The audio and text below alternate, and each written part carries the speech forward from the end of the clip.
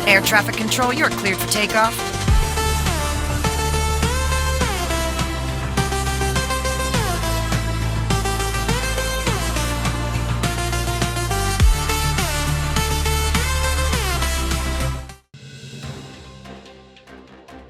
उरण तालुक्यातील धुतुम गावात सिडकोच्या मोकळ्या जागेवर सुमारे 3 ते 4 एकर क्षेत्रात खारफुटीची कत्तल करून भराव टाकत अनधिकृत पार्किंगचा व्यवसाय सुरू असल्याचा आरोप स्थानिकांकडून करण्यात येत आहे। या प्रकरणात माजी सरपंच आणि उपसरपंच असलेल्या काही राजकीय पदाधिकाऱ्यांची चौकशी करावी अशी मागणी नागरिकांनी केली आहे। या जागांवर पार्किंगसह इतर व्यवसाय करून त्या भाड्याने दिल्या जात असल्याने संबंधितांना दरमहा लाखो रुपयांचं उत्पन्न मिळत असल्याचा आरोप आहे।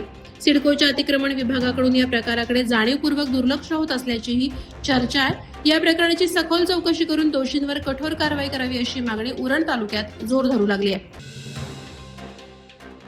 नागोठणे येथील मुंबई गोवा राष्ट्रीय महामार्गालगत रिलायन्स कंपनीकडे जाणाऱ्या रस्त्यावर सोमवारी दुपारी इको कारला अचानक आग लागल्याची घटना घडली। दुपारी सुमारे 3 वाजण्याच्या सुमारास ही कार नागोठणेकडून रिलायन्सकडे जात असताना पेणकडील कमानीजवळ अज्ञात कारणानं आगीचा भडका उडाला। आग लागल्याचे लक्षात येताच चालकाने प्रसंगावधान राखत तातडीनं कारमधून बाहेर पडल्याने मोठा अनर्थ टळला। मात्र काही क्षणातच आगीनं रौद्र रूप धारण केल्याने कार पूर्णतः जळून खाक झाली। स्थानिक नागरिकांनी पाण्याच्या टँकरच्या मदतीनं आग विझवण्याचा प्रयत्न केला। अग्निशामक दलानं आग पूर्णपणे नियंत्रणात आणली।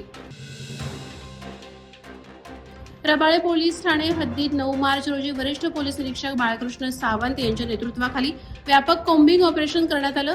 नोसिल नाका, अर्जुनवाडी, घनसोली, साईनाथवाडी आणि रबाळे परिसरात पोलिसांनी एकाच वेळी छापे टाकत अंमली पदार्थ, अवैध दारू, गुटखा विक्री आणि जुगार विरोधात कारवाई केली। या मोहिमेत 4 पोलीस निरीक्षक, 16 सहाय्यक निरीक्षक आणि 184 पोलीस कर्मचारी सहभागी झाले होते। वाहन नाकाबंदी करून 229 वाहनांची तपासणी करण्यात आली असून 92 वाहनांवर कारवाई करण्यात आली। एनडीपीएस अंतर्गत 7 दारूबंदी कायद्याखाली 1 आणि गुटखा विक्रीच्या 2 गुन्ह्यांची नोंद झाली आहे। एका आरोपीकडून देशी कट्टा, 2 जिवंत कारतुसे आणि ब्राऊन शुगरच्या 100 पुड्या जप्त करण्यात आल्या। उरण तालुक्यातील जासई ग्रामपंचायतीच्या उपसरपंचपदी काँग्रेसच्या सुलोचना पद्माकर घरत यांची मंगळवारी बिनविरोध निवड झाली। सरपंच संतोष घरत यांच्या अध्यक्षतेखाली झालेल्या बैठकीत त्यांच्या उमेदवारीचा एकमेव अर्ज आल्याने निवड जाहीर करण्यात आली। यावेळी आंतरराष्ट्रीय कामगार नेते आणि काँग्रेसचे रायगड जिल्हाध्यक्ष महेंद्र शेठ घरत यांनी सुलोचना घरत यांच्या निवडीचं स्वागत करत ही काँग्रेस कार्यकर्त्यांचा सन्मान असल्याचं सांगितलं। दिवंगत पद्माकर घरत हे धडाडीचे कार्यकर्ते होते, त्यांच्या कार्याची दखल घेत ही संधी देण्यात आल्याचं त्यांनी नमूद केलं। निवड जाहीर झाल्यानंतर उपस्थित मान्यवरांनी सुलोचना घरत यांचं अभिनंदन केलं। यावेळी अनेक स्थानिक पदाधिकारी उपस्थित होते। रायगड जिल्हा परिषदेच्या अध्यक्ष आणि उपाध्यक्ष पदाची निवड 12 मार्च रोजी होणार असून या पार्श्वभूमीवर जिल्ह्यातील राजकीय हालचालींना वेग आलाय।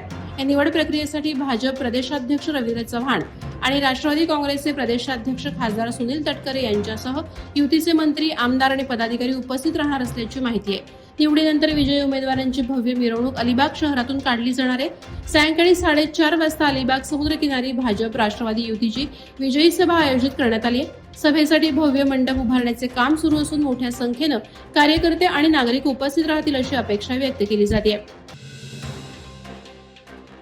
रायगड जिल्ह्यातील सुदेश परब आणि ज्ञानेश्वर नाईक या 2 युवकांनी सह्याद्री पर्वत रांगेत तब्बल 1200 किलोमीटर अंतराचा ट्रेक 25 दिवसात पूर्ण करून अनोखा विक्रम केलाय।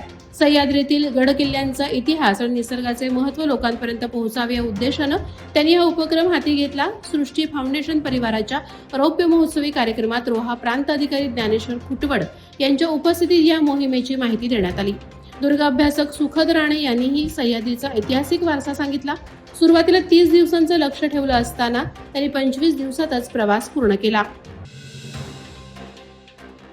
खालापूर तालुक्यातील तुबगाव चौक येथे मुंबई महानगर प्रदेश विकास प्राधिकरणाच्या माध्यमातून सुमारे 1 कोटी रुपये खर्च करून उभारलेल्या सभागृहाचं उद्घाटन आमदार महेश बालदी यांच्या हस्ते करण्यात आलं। त्यावेळी बोलताना त्यांनी हे सभागृह परिसरातील जनतेच्या कल्याणकारी कार्यक्रमांसाठी वापरण्याचं आवाहन केलं। सुमारे 500 पेक्षा अधिक लोक बसू शकतील अशी क्षमता असलेलं हे सभागृह चौक आणि परिसरातील 40 ते 45 गावांसाठी उपयुक्त ठरणार असल्याचं त्यांनी सांगितलं। अवेळी पाऊस आणि वाढलेले पावसाळी दिवस लक्षात घेता नागरिकांच्या कार्यक्रमांसाठी हे ठिकाण उपयोगी पडेल असंही त्यांनी नमूद केलं।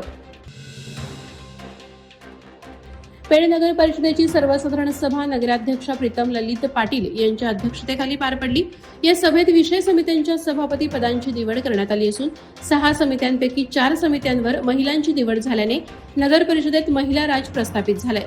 बांधकाम, नियोजन, कर आणि शुल्क, शिक्षण आणि क्रीडा तसंच महिला आणि बालकल्याण या समित्यांच्या नेतृत्वाची जबाबदारी महिलांकडे देण्यात आली आहे. स्थायी समितीच्या रचनेत नगराध्यक्ष प्रीतम पाटील या सभापती असून उपनगराध्यक्ष निवृत्ती पाटील यांच्याकडे आरोग्य आणि विद्युत समितीची जबाबदारी देण्यात आली आहे.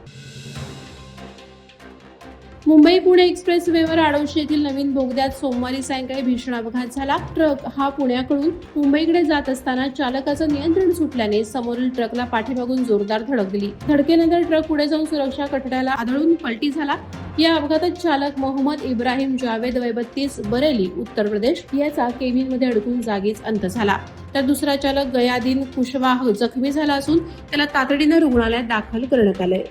वादळवाडा live studio news bureau Raigad. Navi Mumbai व रायगड जिल्ह्यातील ताज्या बातम्या आणि घडामोडींसाठी सबस्क्राईब करा वादळवारा लाईव्ह चॅनल आणि दाबा बेल आयकॉन.